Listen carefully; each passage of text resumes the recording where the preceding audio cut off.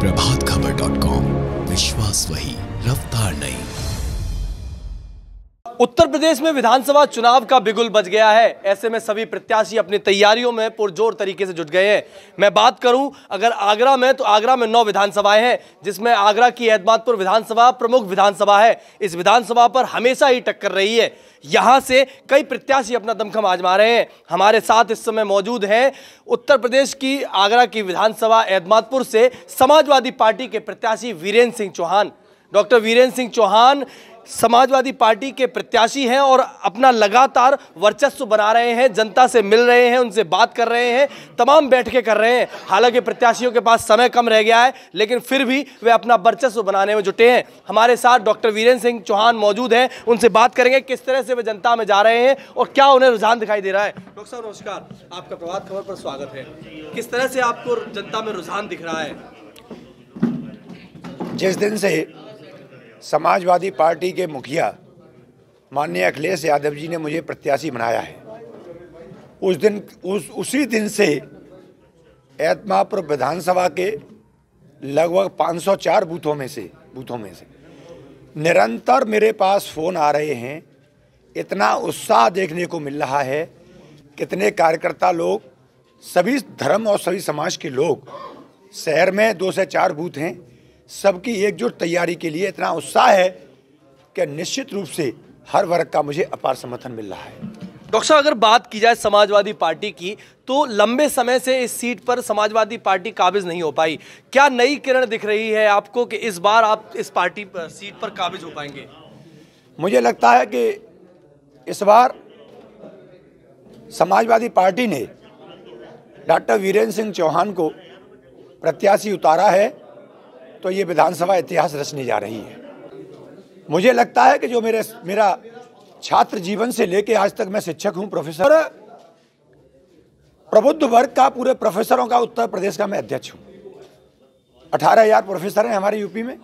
बाकायदा चुनाव होता है और जब इंटेलेक्चुअल क्लास अपना जब प्रतिनिधि चुनती है तो कुछ न कुछ उसके अंदर हुनर उन्होंने देखा होगा, तब मुझे उन्होंने नेता माना। आज मुझे पूरा विश्वास है कि आज डॉक्टर वीरेंद्र सिंह चौहान को पूरी विधानसभा के अंदर जो छात्र हैं, जो नौजवान हैं, जो किसान हैं, जो श्रमिक हैं, जो व्यापारी हैं, कहीं ना कहीं मैंने 30 साल की अपनी सेवा में मैं सबके काम आया हूं। चाहे वो भूमि अधिग्रहण आंदोलन रहा हो 2007-8 का 9 का मायावती जी की सरकार में, उस समय भी 29 दिन तक मैंने किसानों के लिए आंदोलन छलेसर पर करने का काम किया था। छात्र राजनीति में भी आप सक्रिय रहे, छात्र राजनीति से आपने राजनीति में कदम रखा, तो कहीं ना कहीं ये माना जाए कि आपको राजनीति की अच्छी जानकारी होगी। जानकारी क्या, मैं कार्यकर्ता के रूप में मैंने काम किया है। मैं अपने को नेता नहीं मानता, मैं जनता का सेवक मानता हूं। और जो जनता की सेवा भाव जिसके अंदर होता है, किसी विद्वान ने कहा है, जनता की सेवा निष्ठा और ईमानदारी से करके तो देखो। जनता अपना कर्ज अपने ऊपर कभी नहीं रखती। एक दिन वो आएगा कि जनता मैं ब्याज के उसका कर्ज उतारने का काम करती है। मैं नहीं कह रहा, ये बहुत बड़े विद्वानों ने इस बात को कहा। आपको लग रहा है कि 10 मार्च को ये एतमादपुर की जनता आपका कर्ज ब्याज सहित उतारेगी? मुझे ऐसा लगता है। एतमादपुर विधानसभा तो ये है, जिस तरह से एतमादपुर विधानसभा तो एक निमित्त मात्र है। मैंने पूरे प्रदेश के जो आया मेरे पास, उसकी समस्या का समाधान करने का काम किया। इसी विधानसभा पर कुछ प्रत्याशी हैं जो दूसरी पार्टी से आए हैं, जो दूसरी पार्टी से अदला बदली करते हैं, दल बदलते हैं और तुरंत ही अपना मौका पाकर दूसरी पार्टियों में कदम रख देते हैं। क्या लगता है कि आपकी कितनी टक्कर है उनसे? पूरी विधानसभा में आपको सुनने को, देखने को मिल रहा होगा ऐसे दल बदलू प्रत्याशियों के प्रति जनता में कितना आक्रोश है। मैं नहीं कह रहा।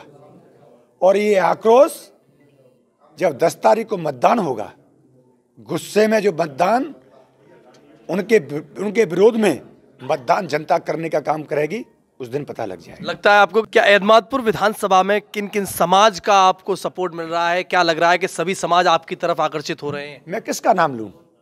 ऐसा कोई समाज नहीं है जिसका मुझे समर्थन न मिल रहा हो। क्योंकि आप एक पढ़े लिखे प्रत्याशी भी हैं। अधिकतर प्रत्याशी देखे जाते हैं कि जिनको पढ़ाई भी नहीं आती, जिन्होंने एजुकेशन में कुछ ना कर रखा हो, उनको पार्टियां उतार देती है। लेकिन आप एक पढ़े लिखे प्रत्याशी हैं, तो कहीं ना कहीं आपने जनता की नब्ज को टटोला होगा। आपको पता होगा कि जनता को किन चीज़ों की आवश्यकता है एतमादपुर विधानसभा में। एतमादपुर विधानसभा की जनता, आप शहर ले लीजिए, पानी के लिए कितनी बदहाली है। यहाँ टेढ़ी बगिया क्षेत्र में इधर चले जाइए, आप पानी नहीं मिल रहा है। जो 5 साल में जो सरकार जनता को पानी मुहैया नहीं करा पाई, तो इससे बड़ी बुरी स्थिति और क्या होगी इस पार्टी के लिए। अखिलेश यादव ने कहा है कि जैसे ही उनकी सरकार उत्तर प्रदेश में आएगी, वे 300 यूनिट फ्री करेंगे। बिल्कुल, उन्होंने कहा कि 300, उन्होंने देखा कि इन सरकारों के रहते हुए शहर बस्ती पूरा प्रदेश की जनता बिल को लेके, उनकी इनकम है नहीं, बिल आ रहे हैं उससे ज्यादा। प्रभातखबर.com, विश्वास वही, रफ्तार नहीं।